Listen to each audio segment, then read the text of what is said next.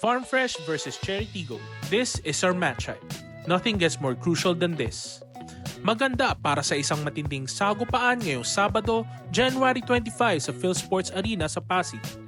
Maghaharap ang Farm Fresh Foxies at Cherry Tigo crossovers sa pagpapatuloy ng PVL All-Filipino Conference. Bagamat galing sa isang taong rehabilitasyon mula sa ACL injury, parang hindi nawala si Jolina De La Cruz matapos bumuhos ng 20 points upang pangunahan ng Foxies sa isang straight sets victory kontra NXLED. Ang kanyang all-around performance ang muling gumising sa Farm Fresh at itinabla ang kanilang record sa 3-3.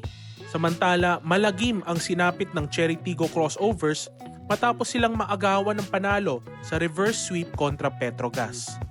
Sa kabila ng kanilang malakas na panimula, hindi nila napigilan ang momentum ng kalaban at bumagsak sa 4-3.